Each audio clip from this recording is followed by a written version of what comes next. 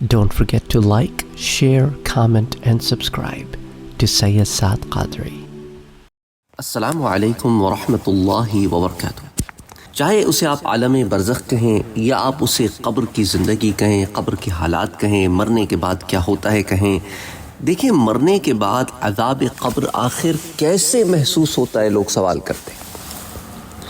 وہ کہتے ہیں، جیسے میں نے آپ کو پچھلے درس میں بھی بتایا تھا، کہ ضروری تو نہیں کہ ہر شے کی قبر میں ہی اسے ہر شخص کو قبر میں دفنایا جائے، اس کی باضابطہ پراپر قبر ہو، جس کو آپ گریو یارڈ میں یا قبرستان میں قبر کہتے ہیں. تو بہت سارے لوگ جو ہے وہ اس طرح کے سیٹ اپ کے بغیر مر جاتے ہیں، تو پھر ان کی قبر کہاں ہوگی؟ اس پر میں آپ کو پہلے بھی بتا چکا ہوں، لیکن آپ کو مختصراً بتا دوں کہ یہ جو کانسیپٹ آف قبر ہے نا، جس کو ہم برزخ سے متعلق قبر کہتے ہیں، وہ یہ ظاہری قبر نہیں ہے جس کو آپ قبر کہتے ہیں. اس دنیا کے اعتبار سے ایک جگہ ہے جسے آپ قبرستان یا گریو یارڈ کہتے ہیں. نارمل سرکمسٹانسز میں، عام حالات میں کوئی مر جائے تو اسے آپ اس جگہ پر، اس زمین پر جسے آپ عام طور پہ قبرستان کہتے ہیں، گڑھا کھود کے دفنا دیتے ہیں. یا پھر پرانے زمانے میں چلے جائیں تو کوئی پراپر قبرستان وغیرہ کا معاملہ تو نہیں تھا، جہاں جو فوت ہوا اسے وہیں دفنا دیا جاتا تھا، تو بظاہر وہ اس کی قبر ہو گئی. لیکن اگر اس کو پراپر اس قسم کا بریل نہ ہو، کوئی سمندر میں ڈوب کے مر گیا، کوئی جل کے مر گیا، کوئی جس کے جسم کے پرخچے اڑ گئے وہ مر گیا، تو اس کے جسم کا حصہ جہاں جہاں موجود ہے، چاہے جانور کے پیٹ میں ہو یا سمندروں اور دریاؤں کی تہ میں ہو، جہاں کہیں بھی ہو، وہ اس کی قبر ہے. باعتبار برزخ وہ اس کی قبر ہے، وہ عالم ہی الگ ہے. ہم اس عالم میں رہ کے اس عالم کے بارے میں بات کرنے کی کوشش کرتے ہیں. تو عالم برزخ یا عالم قبر، وہاں جو کچھ ہوتا ہے، جو کچھ گزرتا ہے، وہ ان آنکھوں سے چھپا ہوا ہے، ہم ظاہری آنکھوں سے نہیں دیکھ سکتے. ہاں، اللہ کے نبی صلی اللہ علیہ وآلہ وسلم کا گزر دو قبروں پر سے ہوا. بظاہر صحابی کو تو قبر نظر نہیں آ رہی، وہ تو ایک میدان دیکھتے ہیں، لیکن اس میدان میں دو لوگ مدفون ہیں، اور میرے پیارے نبی صلی اللہ علیہ وآلہ وسلم نے ان دونوں کو عذاب قبر میں جکڑا پکڑا ہوا دیکھا. اور میرے پیارے نبی صلی اللہ علیہ وآلہ وسلم نے درخت کی ایک ٹہنی کو توڑ کے دو حصوں میں کر کے ان دونوں کی قبروں پر ان کو رکھ دیا. وہ خشک ٹہنیاں نہیں، تر ٹہنیاں تھیں، اور کہا کہ جب تک، کیونکہ درخت بھی تو اللہ کی حمد و ثنا بیان کرتے ہیں، جب تک یہ اللہ کا ذکر کرتی رہے گی، ان دونوں کے عذاب میں تخفیف ہوتی رہے گی. تو کہنے کا مقصد یہ ہے کہ نبی کی آنکھ نے وہ دیکھ لیا جو برزخ کا حال تھا، اور ظاہر میں نبی یہاں پہ کھڑے ہیں، کیونکہ اللہ تعالیٰ نے ان ڈائمینشنز کے پردے نبی کی آنکھ سے اٹھا دیے. نبی تو یہاں کھڑے ہیں اور جنت دیکھ رہے ہیں، اور چاہتے ہیں کہ جنت سے ایک پھل توڑ کر یہاں پر لا کر صحابہ کو دے دیں. پھر کہا کہ اب میں لا کے تمہیں توڑ کے دے تو دیتا، پھر تم قیامت تک اس سے کھاتے رہتے. یعنی نبی صلی اللہ علیہ وآلہ وسلم نہ صرف دیکھ سکتے دوسرے ڈائمینشنز میں، بلکہ وقت چاہتے تو وہاں سے چیز بھی لے آتے، لیکن آپ نے اسے کرنا مناسب نہیں سمجھا.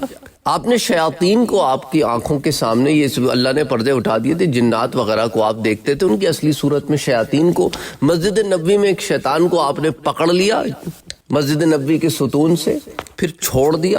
آپ نے کہا میں چاہتا تو یہ تھا کہ اسے باندھ دوں تاکہ صبح فجر کی نماز کے وقت مسجد میں بچے آتے تو دیکھتے، لیکن آپ نے کہا کہ پھر مجھے حضرت سلیمان علیہ السلام کی وہ دعا یاد آ گئی تو چھوڑ دیا. تو ہماری ظاہری آنکھ بہت ساری چیزیں جو ہمارے اطراف و اکناف میں ہوتی ہیں نہیں دیکھ سکتی. اللہ نے بہت سارے پردے اپنے انبیاء کے لیے اٹھا دیے. وہ ملائکہ کو بھی دیکھ لیتے تھے، ہمیں نہیں نظر آتے تھے. ملائکہ گھوم رہے ہیں، اللہ کا نبی دیکھ رہا ہے صلی اللہ علیہ وآلہ وسلم بھی، اور دیگر انبیاء بھی. تو بہت سارے معاملات ہیں جو اس ظاہری آنکھ پر نہیں کھلے ہوئے، یہ اللہ نے مخفی رکھے ہیں، ایمان بالغیب کا حصہ ہیں. تو اس لیے جو ان پر ایمان لاتا ہے اور ان کو مانتا ہے اور یہ غیب پر ایمان لاتا ہے، وہ اجر و ثواب پاتا ہے. حدیث پاک میں آیا ہے کہ قبر میں جو عذاب دیا جاتا ہے، انسان اور جنات کے علاوہ تمام مخلوق اسے محسوس کرتی ہے. چونکہ انسان اور جنات جو ہے وہ مکلف ہیں. مکلف یعنی کہ ان کے لیے روز جزا اور سزا جب قائم ہو تو ان سے سوال پوچھا جائے گا، اور سوال کے جواب کے مطابق جو ہے ان کے پاس نامہ اعمال ہیں جن کے مطابق انہیں پھر جہنم یا جنت ہے. تو جہنم یا جنت میں جانے کے لیے جن دو اسپیشیز کا یا اینٹیٹیز کا یا آپ سمجھ لیں کہ دو جو ہے قسموں کا، یعنی جنات اور انسان، جو ہمارے علم میں ہے، اللہ بہتر جانتا ہے اس کی کون کون سی اور مخلوقات ہیں۔ وما یعلم، کوئی بھی نہیں جانتا اللہ کی جنود کو سوائے اس کے، جنود یعنی اللہ کی فوج کو کوئی نہیں جانتا، اور کون کون سی مخلوقات ہیں وہ بہتر جانتا ہے۔ تو یہ سب آزمائش اور انسان کا اپنا اختیار جو ہے نا یہ مکمل باقی رہے گا، اسی لیے اللہ نے ان چیزوں کو مخفی رکھا، چھپا کے رکھا، تاکہ انسان جو ہے اس کو بتا دیا کہ یہ سب کچھ ہے، اس پر ایمان لانا ہے اور اپنے آپ کو گناہوں سے بچانا ہے کہ آنے والی زندگی میں جسے تم برزخ کہتے ہو تمہیں تکلیف سے ہمکنار نہ ہونا پڑے۔ تو اس عالم کی بہت سی باتوں، یعنی یہ جو عالم ہے برزخ کا، ہمارے مشاہدے میں نہیں ہے۔ تو اب حاصل کلام کیا ہے وہ بھی اس کی طرف آتے ہیں۔ دیکھیں نا، ایک مثال سے میں آپ کو سمجھاتا ہوں یہ بات، کیوں؟ تاکہ یہ بات سب پر واضح بھی ہو جائے اور بات سمجھ میں بھی آ جائے۔ اب آپ سو جاتے ہو، جب آپ سو جاتے ہیں تو انسان کی روح کا جسم سے تعلق برقرار رہتا ہے، لیکن روح جو ہے وہ جسم سے پرواز بھی کر جاتی ہے، اور پرواز کر کے وہ خوابوں کی دنیا میں چلی جاتی ہے، یعنی عالم بیداری میں جسم پڑا ہے اور عالم نوم میں، سونے کے عالم میں روح پہنچ گئی ہے، لیکن ایک دوسرے سے تعلق باقی ہے کہ روح پر جو کچھ گزرتا ہے وہ جسم پر بھی گزرتا ہے۔ کبھی کبھی آپ نے دیکھا ہوگا نا کہ آپ کو کوئی راحت اور خوشی خواب میں ہوئی ہو اور آپ سوتے ہوئے بھی مسکرا رہے ہیں۔ اچھا، بعض لوگوں کو خواب میں مار پڑتی ہے، ان کو جسم پہ اٹھتے ہیں درد ہو رہا ہوتا ہے۔ اچھا، بعض دفعہ خواب میں ایک کیفیت ہوتی ہے وہ جسم بھی محسوس کر رہا ہوتا ہے۔ اچھا، بعض دفعہ دیکھیں نا ایسے بھی معاملہ ہوتا ہے کہ بعض لوگوں کو خواب میں شفا ہو جاتی ہے، اٹھتے ہیں تو شفا ہوئی بھی ہوتی ہے۔ امام بخاری رحمت اللہ علیہ، آپ نابینا تھے تو آپ کی والدہ نے دعا کی تو حضرت ابراہیم علیہ السلام نے انہیں یہ خواب میں آ کے بشارت دی کہ اللہ تعالیٰ نے تمہارے بیٹے یعنی امام بخاری کو شفایاب کر دیا ہے۔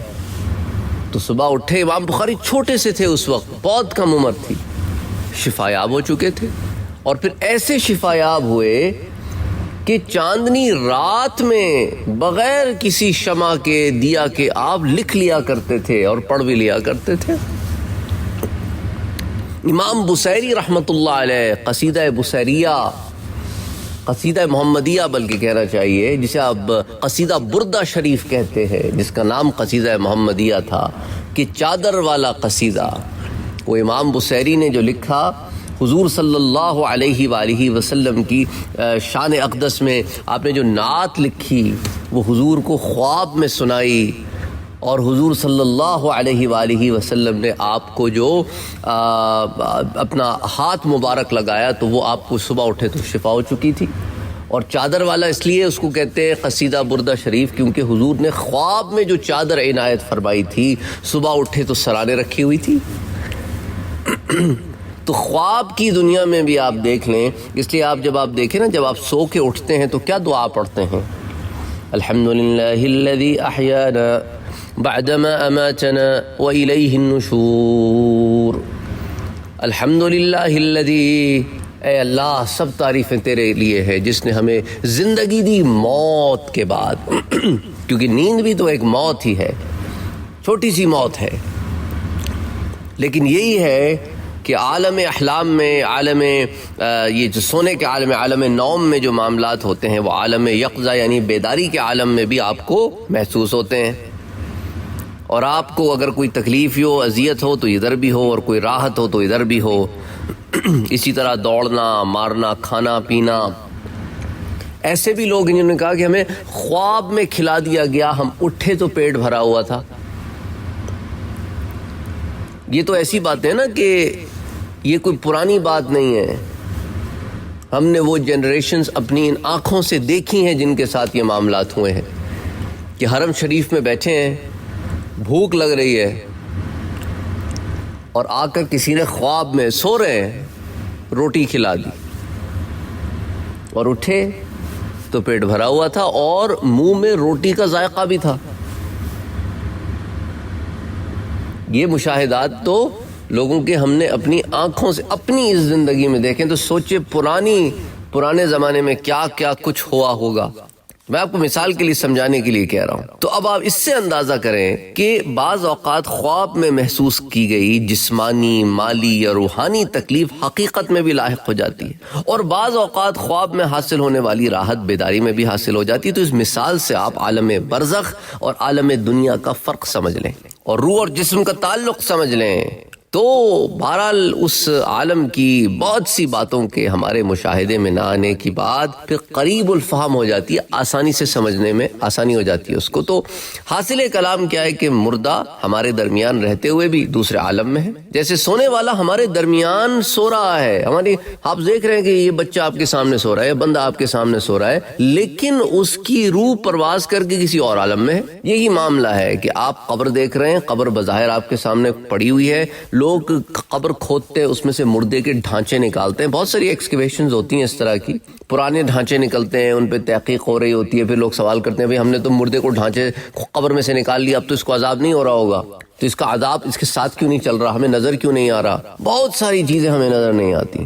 بعض چیزیں جن کا تعلق ظاہر سے ہے وہ ہم اپنی آنکھوں سے نہ دیکھ سکے تو خوردبین کے تحت یعنی مائکروسکوپ کے تحت دیکھ لیتے ہیں. مائکروسکوپک ہوتی ہیں وہ چیزیں، اتنی چھوٹی ہوتی ہیں یا اتنی دور ہوتی ہیں کہ ہم اس کو ٹیلیسکوپ سے دیکھ لیتے ہیں.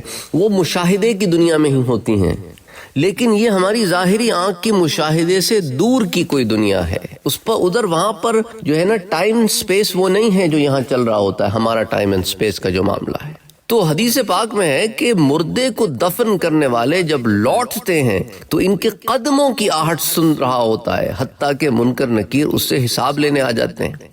اچھا، عذاب قبر کی جو حقیقت ہے، جو اس کو ہم قرآن کریم کی آیات سے بھی میں آپ کے سامنے رکھ چکا ہوں اور احادیث نبویہ سے بھی بہت ساری کثرت سے ضمن میں احادیث مبارکہ آتی ہیں. بعض محدثین نے ان کو متواتر قرار دیا اور اہل اسلام کا شروع دور سے یہ متفق عقیدہ چلا آ رہا ہے کہ قبر میں نیکوں کو ثواب اور بروں کو عذاب ہوتا ہے. اس پر اہل سنت والجماعت کا اجماع ہے اور یہ عقیدہ در حقیقت عقیدہ آخرت کا جز ہے جو اسلام کا بنیادی و اساسی عقیدہ ہے. بہرحال امید کرتا ہوں کہ اس تفصیل سے آپ کے ذہن کے کچھ سوالات تو کم سے کم حل ہو ہی گئے ہوں گے.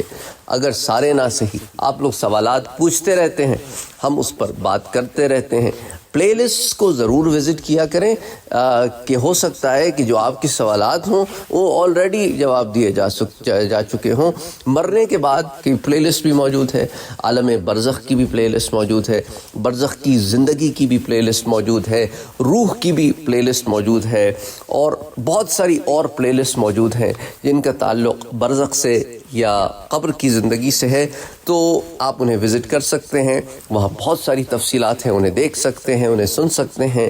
اس لیے بائی ٹاپک میں ریکارڈ کرنے کی کوشش کرتا ہوں بجائے اس کے کہ ایک قسط وار سیریز چلائی جائے، کیونکہ بائی ٹاپک ہوتا ہے تو لوگوں کو اس ٹاپک تک پہنچنے میں آسانی ہو جاتی ہے. اپنا اور اپنوں کا بہت خیال رکھیے گا، مجھے دعاؤں میں یاد رکھیے گا. اللہ تعالی ہم سب کے گناہوں کو بخش دے، ہمیں معاف فرما دے، ہمارے جو چلے گئے انہیں بھی بخش دے، اور جو ہیں موجود انہیں ہدایت دے اور ہدایت پر رکھ اور خاتمہ بالخیر کرے. اللہ تعالی ہمارے گناہوں کو معاف کرے، ہمارے درجات کو بلند فرمائے اور ہمیں جنت الفردوس میں داخل فرمائے اور بغیر حساب کے داخل فرمائے. قبر کے عذاب سے بھی بچائے اور جہنم کے عذاب سے بھی بچائے، دوزخ کے عذاب سے. یہ آگ کا عذاب ہلکا نہ جانو اس کو. اللہ کی پناہ مانگتے رہو کہ اللہ جہنم سے بچائے، جہنم کے عذاب سے بچائے. اللہ اکبر، لا الہ الا اللہ محمد رسول اللہ صلی اللہ علیہ وآلہ وسلم. Don't forget to like, share, comment, and subscribe to Sayyid Saad Qadri.